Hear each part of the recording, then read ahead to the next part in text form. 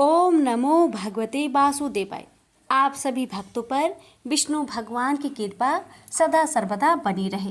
प्यारे भक्तों, आज बृहस्पतिवार के दिन आप सभी श्रवण करेंगे बृहस्पति देव की व्रत कथा। की व्रत करने और कथा श्रवण मात्र से ही सभी मनोकामना पूर्ण हो जाती है। कथा को बड़े ही श्रद्धा प्रसन्नचित मन से पूरा अवश्य सुनिएगा।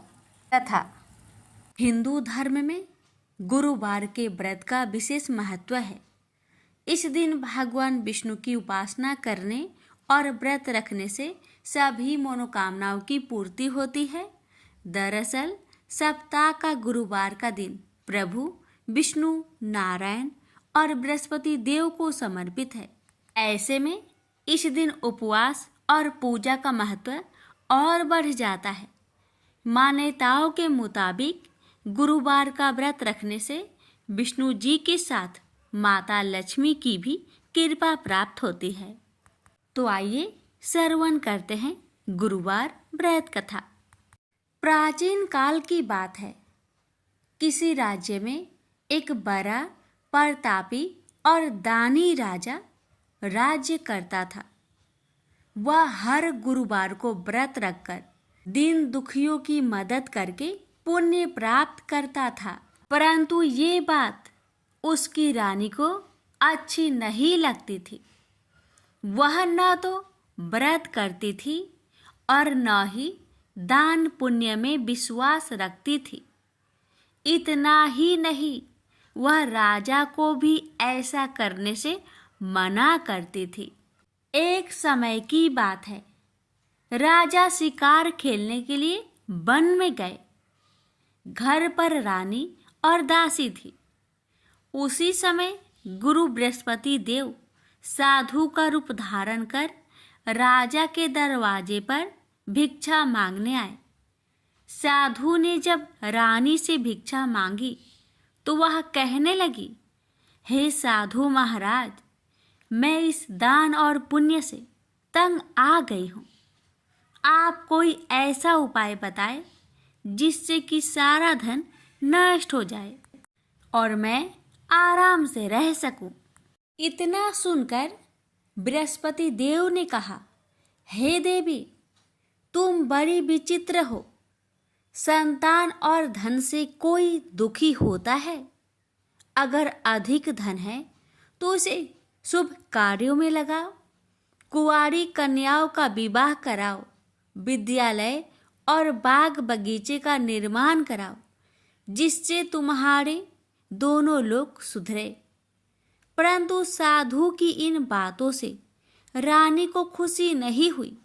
उसने कहा कि मुझे ऐसे धन की आवश्यकता नहीं है जिसे मैं दान दूं और जिसे संभालने में मेरा सारा समय नष्ट हो जाए। तब साधु ने कहा, अगर तुम्हारी ऐसी इच्छा है तो मैं जैसा तुम्हें बताता हूँ तुम वैसा ही करना। गुरुवार के दिन तुम घर को गोबर से लिपना, अपने बालों को पीली मिट्टी से धोना, राजा से हजामत बनाने को कहना, भोजन में मांस मदिरा का प्रयोग करना, कपड़े धोबी के यहाँ धुलने देना। इस प्रकार 7 बृहस्पतिवार करने से तुम्हारा समस्त धन नष्ट हो जाएगा। इतना कहकर साधु के रूप में बृहस्पति देव अंतर्ध्यान हो गए। साधु के अनुसार कई बातों को पूरा करते हुए रानी को केवल 3 बृहस्पतिवार ही बीते थे कि उसकी समस्त धन संपत्ति नष्ट हो गई। भोजन के लिए राजा का परिवार तरसने लगा। तब एक दिन राजा ने रानी से बोला कि हे रानी, तुम यहीं रहो, मैं दूसरे देश को जाता हूँ, क्योंकि यहाँ पर सभी लोग मुझे जानते हैं, इसलिए मैं कोई छोटा कार्य नहीं कर सकता। ऐसा कहकर राजा दूसरे देश चला गया। वहाँ वह जंगल से लकड़ी काट कर लाता और शहर में बेचता। इस तरह वह अपना जीवन व्यतीत करने लगा। इधर राजा के परदेश जाते ही रानी और दासी दुखी रहने लगी।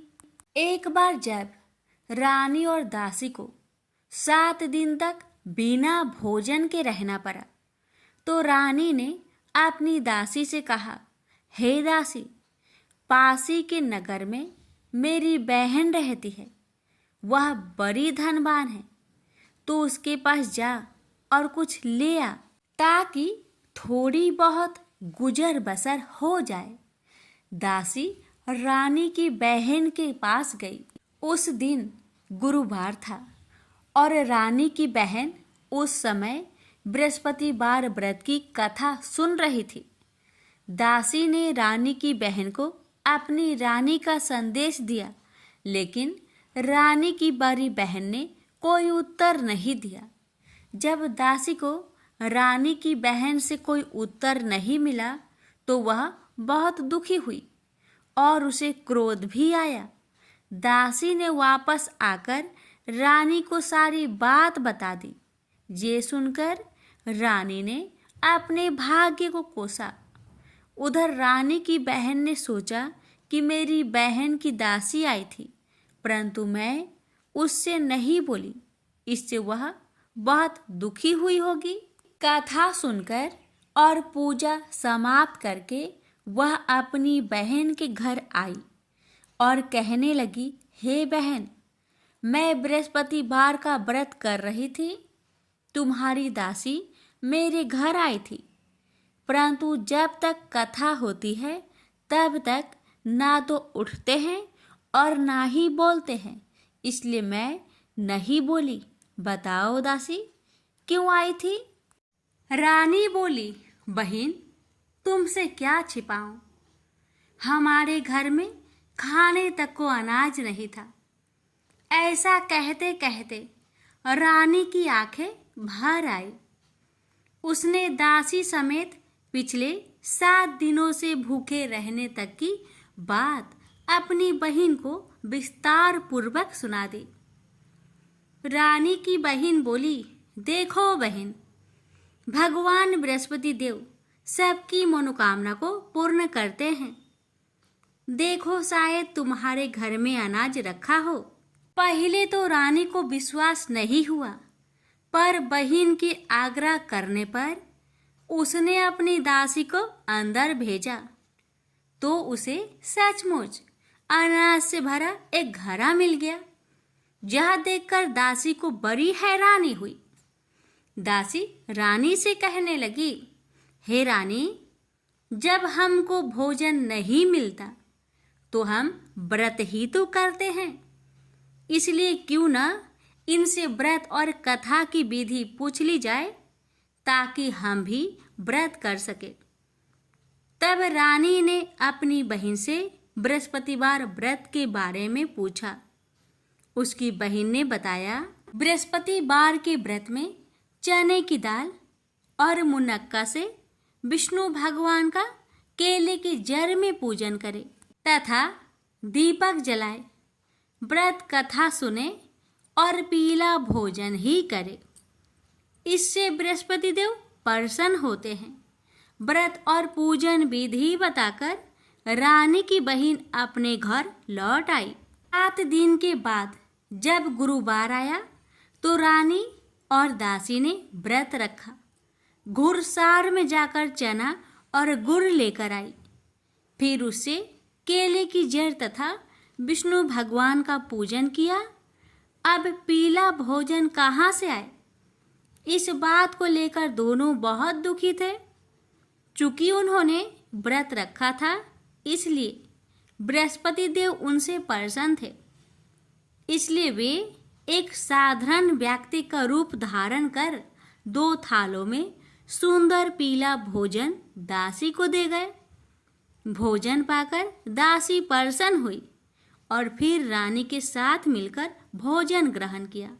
उसके बाद वे सभी गुरुवार को व्रत और पूजन करने लगी।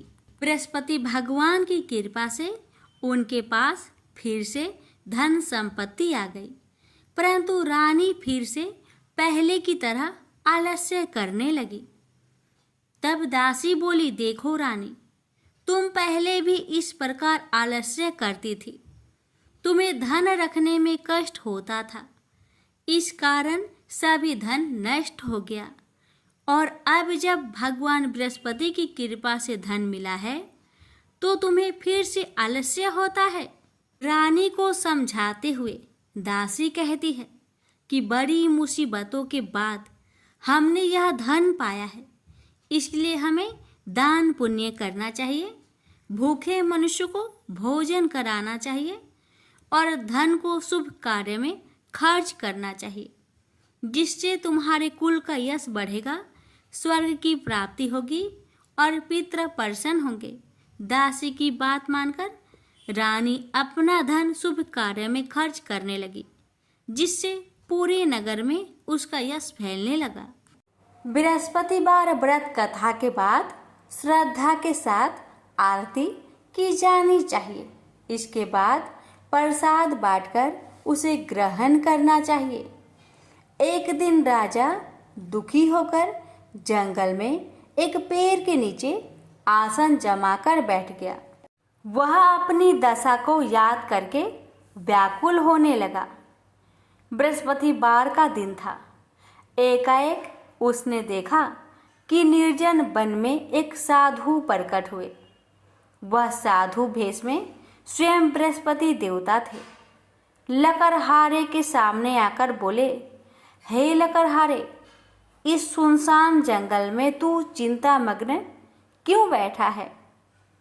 लकड़हारे ने दोनों हाथ जोड़कर प्रणाम किया और उत्तर दिया, महात्मा जी, आप सब कुछ जानते हैं, मैं क्या कहूँ? यह कहकर रोने लगा और साधु को अपनी आत्मकथा सुनाई। महात्मा जी ने कहा, तुम्हारी स्त्री ने बृहस्पति के दिन बृहस्पति भगवान का निरादर किया है, जिसके कारण रुष्ट होकर उन्होंने तुम्हारी यह दशा कर दी। अब तुम चिंता को दूर करके मेरे कहने पर चलो तो तुम्हारे सब कष्ट दूर हो जाएंगे और भगवान पहले से भी अधिक संपत्ति देंगे। तुम बृहस्पतिवार के दिन कथा किया करो। 2 पैसे के चने मुनक्का लाकर उसका प्रसाद बनाओ और शुद्ध जल से लोटे में शक्कर मिलाकर अमृत तैयार करो। कथा के पश्चात अपने सारे परिवार और सुनने वाले प्रेमियों में अमृत व प्रसाद बांटकर आप भी ग्रहण करो। ऐसा करने से भगवान तुम्हारी सब मनोकामनाएं पूरी करेंगे। साधु के ऐसे वचन सुनकर लकड़हारा बोला, हे प्रभु, मुझे लकड़ी बेचकर इतना पैसा नहीं मिलता जिससे भोजन के उपरांत कुछ बचा सकूं। मैंने रात्रि में अपने स्त्री को व्याकुल देखा है और मेरे पास कुछ भी नहीं जिससे मैं उसकी खबर मंगा सकूं। साधु ने कहा, हे लकड़हारे, तुम किसी बात की चिंता मत करो। बृहस्पति के दिन तुम रोजाना की तरह लकड़ियां लेकर शहर को जाओ। तुम्हारे रोज से दुगुना धन प्राप्त होगा, जिससे तुम भली भांति भोजन कर लोगे तथा बृहस्पति देव की पूजा का सामान भी आ जाएगा। इतना कहकर साधु अंतर्ध्यान हो गए। धीरे धीरे समय व्यतीत होने पर फिर वही बृहस्पतिवार का दिन आया। लकड़हारा जंगल से लकड़ी काटकर किसी शहर में बेचने गया। उसे उस दिन और दिन से अधिक पैसा मिला।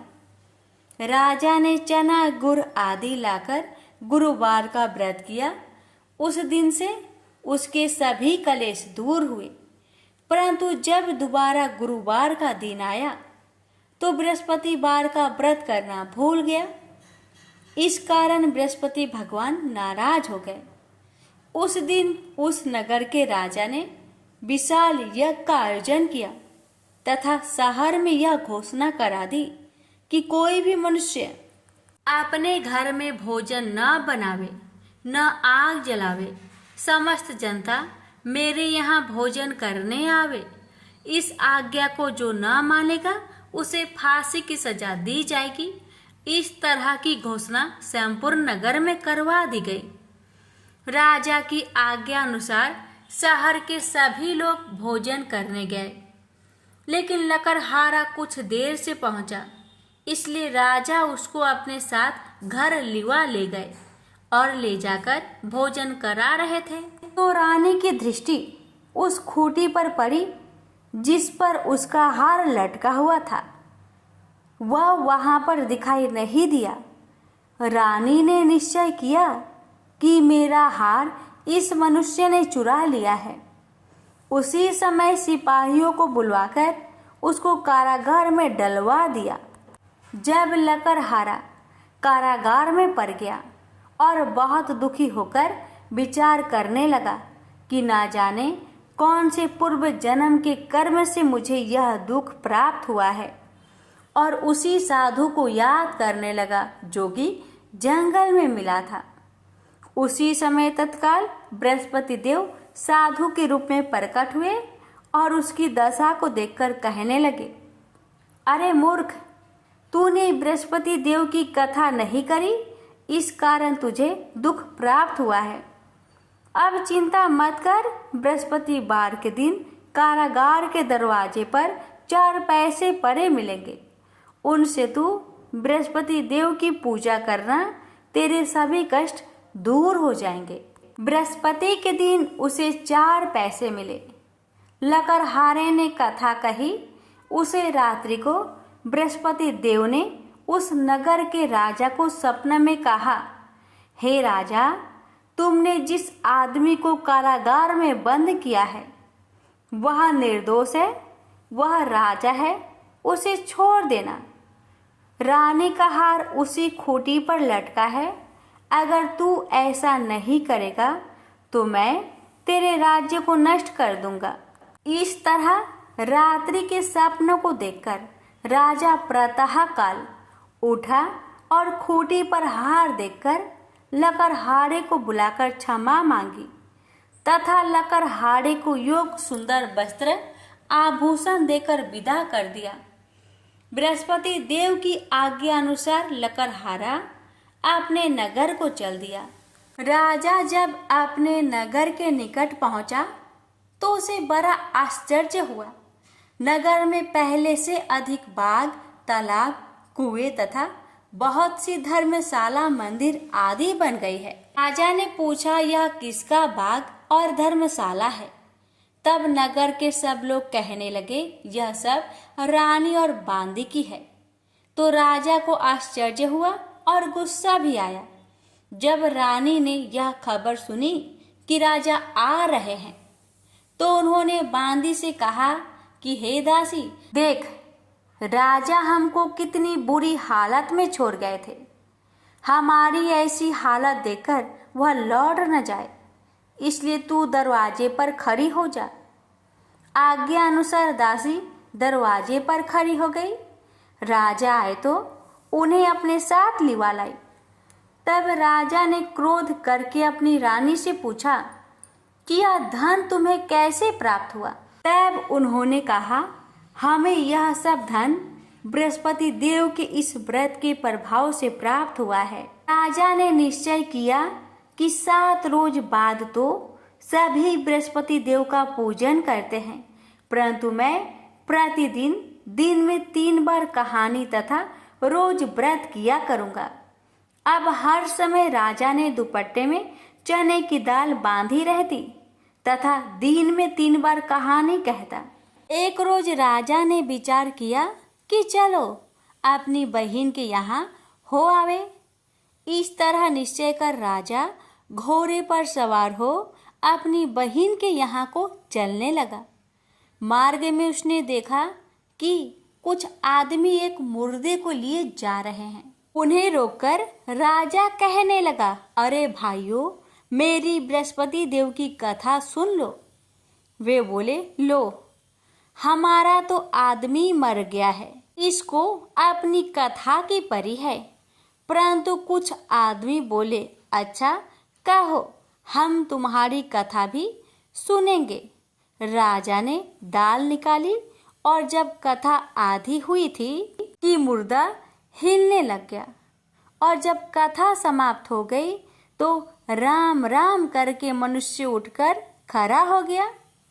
आगे मार्ग में उसे एक किसान खेत में हल चलाता मिला। राजा ने उसे देख और उससे बोले, अरे भैया, तुम मेरी बृहस्पतिवार की कथा सुन लो। किसान बोला, जब तक मैं तेरी कथा सुनूंगा तब तक 4 हरैया जोत लूंगा। जा अपनी कथा किसी और को सुनाना। इस तरह राजा आगे चलने लगा। राजा के हंसते ही बैल पछाड़ खाकर गिर गए तथा किसान के पेट में बड़ी जोर का दर्द होने लगा। उस समय उसकी माँ रोटी लेकर आई। उसने जब यह देखा तो अपने पुत्र से सब हाल पूछा और बेटे ने भी सभी हाल कह दिया। तो बुढ़िया दौड़ी दौड़ी उस घोड़ सवार के पास गई और उससे बोली कि मैं तेरी कथा सुनूंगी, तू अपनी कथा मेरे खेत पर चलकर ही कहना। राजा ने बुढ़िया के खेत पर जाकर कथा कही। इसके सुनते ही वह बैल उठ खड़ा हुई तथा किसान के पेट का दर्द भी बंद हो गया। राजा अपनी बहिन के घर पहुंचा। बहिन ने भाई की खूब मेहमानी की। दूसरे रोज प्रातःकाल राजा जागा तो वह देखने लगा कि सब लोग भोजन कर रहे हैं। राजा ने अपनी बहिन से कहा, ऐसा कोई मनुष्य है जिसने भोजन नहीं किया हो? मेरी बृहस्पतिवार की कथा सुन ले।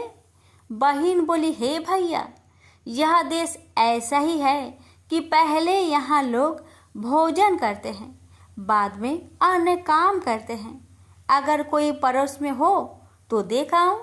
वह ऐसा कहकर देखने चली गई, परंतु उसे कोई ऐसा व्यक्ति नहीं मिला जिसने भोजन न किया हो। अतः वह एक कुम्हार के घर गई जिसका लड़का बीमार था। उसे मालूम हुआ कि उनके यहाँ 3 रोज से किसी ने भोजन नहीं किया है। रानी ने अपने भाई की कथा सुनने के लिए कुम्हार से कहा। वह तैयार हो गया। राजा ने जाकर बृहस्पतिवार की कथा कही, जिसको सुनकर उसका लड़का ठीक हो गया। अब तो राजा की प्रशंसा होने लगी। एक रोज राजा ने अपनी बहन से कहा कि हे बहन, हम अपने घर को जाएंगे, तुम भी तैयार हो जाओ। राजा की बहन ने अपनी सास से कहा। सास ने कहा, हाँ चली जा, परंतु अपने लड़कों को मत ले जाना, क्योंकि तेरे भाई के कोई औलाद नहीं है। बहन ने अपने भैया से कहा, हे भैया, मैं तो चलूंगी पर कोई बालक नहीं जाएगा। राजा बोला, जब कोई बालक नहीं चलेगा तब तुम ही क्या करोगी? बड़े दुखी मन से राजा अपने नगर को लौट आया। राजा ने अपनी रानी से कहा, हम निरवंशी है, हमारा मुंह देखने का धर्म नहीं है और कुछ भोजन आदि नहीं किया। रानी बोली, हे प्रभु, बृहस्पति देव ने हमें सब कुछ दिया है, वह हमें औलाद अवश्य देंगे। उसी रात को बृहस्पति देव ने राजा से सपने में कहा, हे राजा, उठ, सभी सोच त्याग दे, तेरी रानी गर्भ से है। राजा को यह बात सुनकर बड़ी खुशी हुई। 9वें महीने में उसके गर्भ से एक सुंदर पुत्र पैदा हुआ। तब राजा बोला, हे रानी, स्त्री बिना भोजन के रह सकती है, पर बिना कहे नहीं रह सकती। जब मेरी बहन आवे तुम उससे कुछ मत कहना। रानी ने सुनकर हाँ कर दिया। जब राजा की बहन ने यह शुभ समाचार सुना तो वह बहुत खुश हुई तथा बधाई लेकर अपने भाई के यहाँ आई। तभी रानी ने कहा, घोड़ा चढ़कर तो नहीं आई, गधा चढ़ी आई।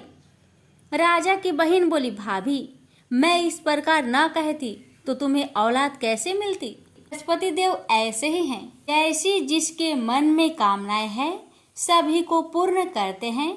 जो सदा भावना पूर्वक बृहस्पतिवार का व्रत करता है एवं कथा पढ़ता अथवा सुनता है, दूसरों को सुनाता है, बृहस्पति देव उसकी सभी मनोकामना पूर्ण करते हैं। तो प्रेम से बोलिए बृहस्पति भगवान की जय हो।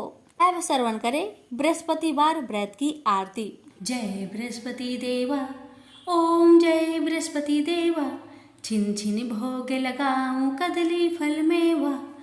ओम जय बृहस्पति देवा, जय बृहस्पति देवा, तुम पूर्ण परमात्मा, तुम अंतर्यामी, जगत पिता जगदीश्वर, तुम सबके स्वामी। ओम जय बृहस्पति देवा, जय बृहस्पति देवा, चरणामृत निज निर्मल, सब पातक हरता, सकल मनोरथ दायक, कृपा करो भरेता। ओम जय बृहस्पति देवा, जय बृहस्पति देवा, तन मन धन अर्पण कर जो जन शरण परे, प्रभु प्रकट तब होकर आकर द्वार खरे। ओम जय बृहस्पति देवा, जय बृहस्पति देवा, दीन दयाल दयानिधि, भक्तन हितकारी, पाप दोष सब हरता, भव बंधन हारी। ओम जय बृहस्पति देवा, जय बृहस्पति देवा, सकल मनोरथे दायके, सब संचय हारो, विषय विकार मिटाओ, संतन सुखकारी। ओम जय बृहस्पति देवा, जय बृहस्पति देवा, जो कोई आरती तेरी प्रेम सहित गावे, जेठानंद आनंद कर सो निश्चय पावे। ओम जय बृहस्पति देवा, जय बृहस्पति देवा, प्रेम से बोलिए बृहस्पति भगवान की जय।